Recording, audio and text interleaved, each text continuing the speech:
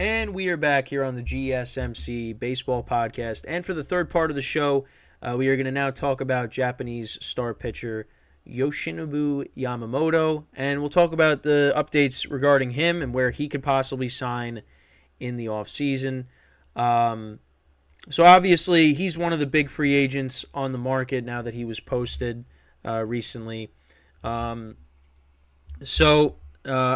I took some notes. Just to have, to talk about him. So, he's not expected to attend the upcoming winter meetings. He's actually going to, speak via Zoom, with teams. So he's going to narrow down, who he's going to sign with, through that.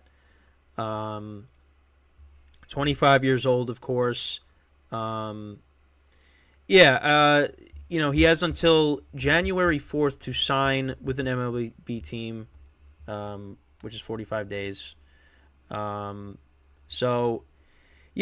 see what happens. He's interested in playing for the Yankees. The Yankees actually, to kind of make, a push for him, they have designated number 18 to him in case he, comes to pitch for them, because that's the jersey number that he wore in Japan. Listen, it's going to take a lot more than just that for him to become a Yankee. And listen, the Yankees have had success with Japanese players, obviously. Hideki Matsui winning a World Series championship with them in 2009, winning, World Series MVP. And then, of course, Masahiro Tanaka, who they signed as well. That's that 7-year contract back in 2013. And I think that contract was worth it. Tanaka was a productive pitcher for the Yankees. It's just unfortunate that they couldn't win a championship with him. But, so maybe Yamamoto, who actually has won 3 straight MVPs in Japan, and, 2 other players have done that, and one of them was Ichiro Suzuki. I would say the Yankees are getting a pretty good player if they – any team is getting a pretty good player with Yamamoto if he's able to do that. 3 straight years. Obviously, it's different, playing from Japan, coming over to play in the States. But we've seen many Japanese players find success. We just talked about Ohtani, Matsui, Ichiro, Tanaka. They have found success. And Yamamoto definitely could be the latest in those players that'll find success.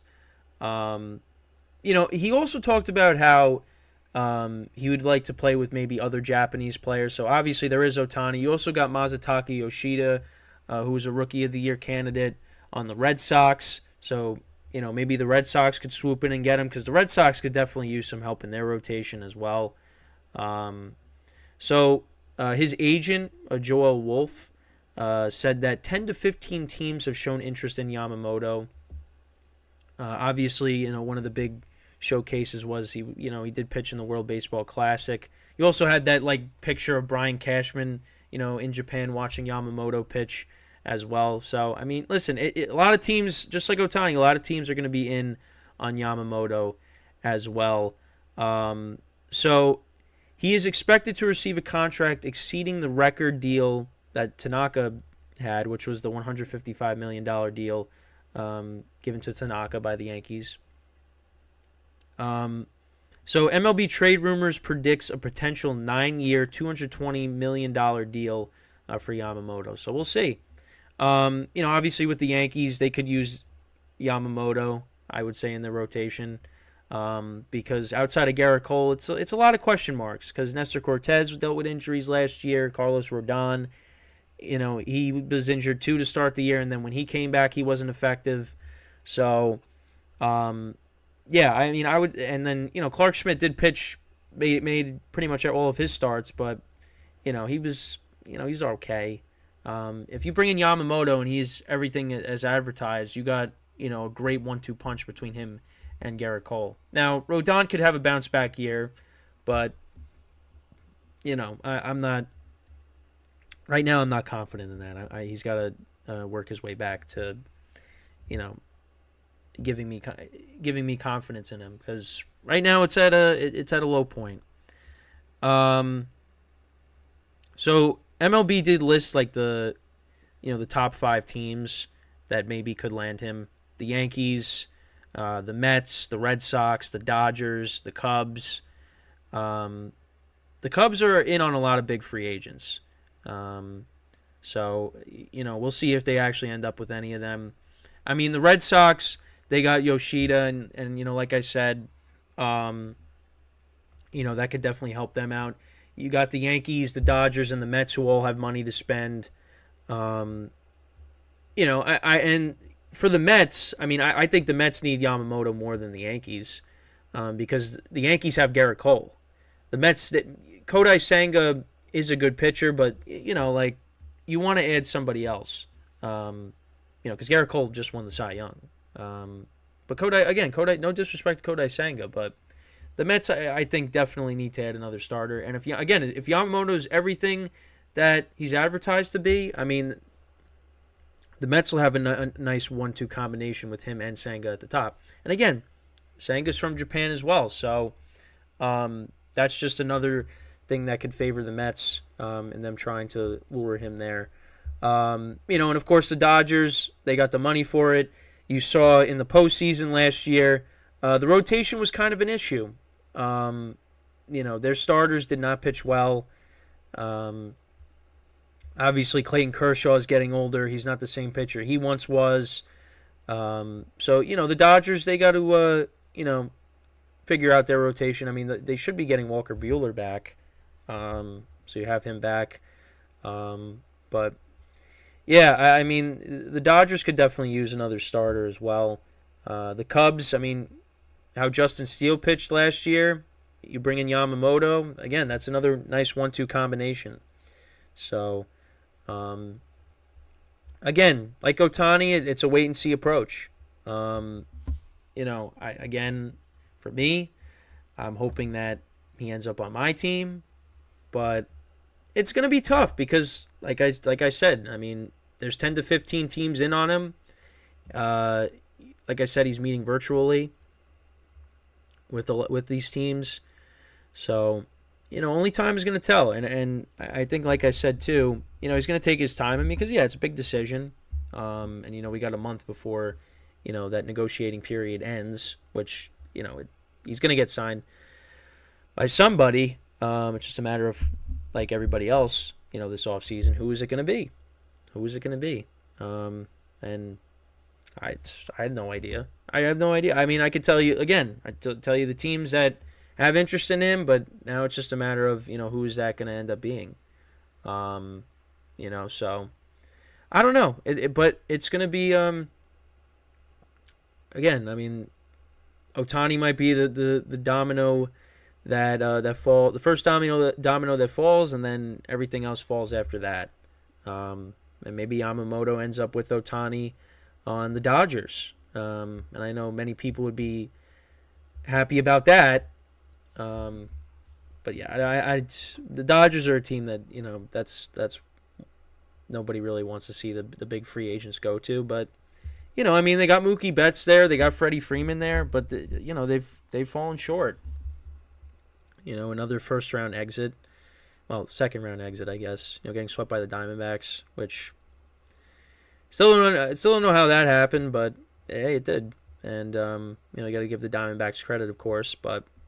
I mean, we'll see. But whoever gets him, I mean, if he's as good as he's advertised and how he's pitched over there in Japan, you're getting a really good pitcher. And, like I said, I'm hoping my team can. Right now, they are one of the top teams to, get him. But, you see that a lot. And, yeah, that's nice to hear. But if nothing happens, then it's like, what was the point of even saying that then? But, I mean, only time will tell. I mean, the Yankees can definitely get him. The Mets have the money too. And like I said earlier in the show, when it comes to the Mets, I mean, listen, the signings that they've made so far, they're filling out, their depth, which is good, but that can't be what they they only do. They got to do more than just that, and I think they will. Who knows? They could even make a trade for somebody. I mean, maybe they trade for Soto. But Yamamoto, I think for the Mets, it's more important for them to get him than it would be for the Yankees when you're talking about the New York teams. The Red Sox, I mean, they have rotation issues, and we'll see now with them getting rid of Heim Bloom, how their approach is to the offseason. Because the Red Sox, I mean, they should be a good team, and at points during the year last year, they were. I mean, they were hanging in there. But they got to get back to how they were, back in 2018 when they were a juggernaut. Now, I'm fine with them not being good, but again, this is a very important offseason for the Yankees because, I mean, the teams around you are getting better and you're getting worse. So, you bring in Yamamoto, that helps the rotation out. But there's other areas where they need to improve, of course. And obviously the player we'll talk about in the next segment, which is Juan Soto. We'll get into why it's imperative that they get him because they got to improve that lineup. But yeah, I mean, there's definitely there's a lot of teams out there that need pitching help. I mean, you can never have too much pitching. I mean, you see what the Cardinals have done so far. The Reds have made a couple of moves to bolster their pitching staff as well. I know they signed Nick Martinez, the former swing guy for the, as he's called, from the Padres. Bring him in. I mean, teams need pitching, and pretty much every team, that's in the the top 5 for Yamamoto, they all need pitching, one way or another. Some of their situations are better than others, but yeah, I mean, definitely would be a plus trying to land Yamamoto here in the off season. So, like I said, we'll just have to wait and see. But yeah, that's basically it when talking about Yamamoto. When we come back from our final break of the show, we are going to talk about Juan Soto, the trade rumors. Is he going to get traded? Is he going to stay in San Diego? What's going to happen with Juan Soto? I mean, right now it looks like he's probably going to get traded. But again, only time will tell.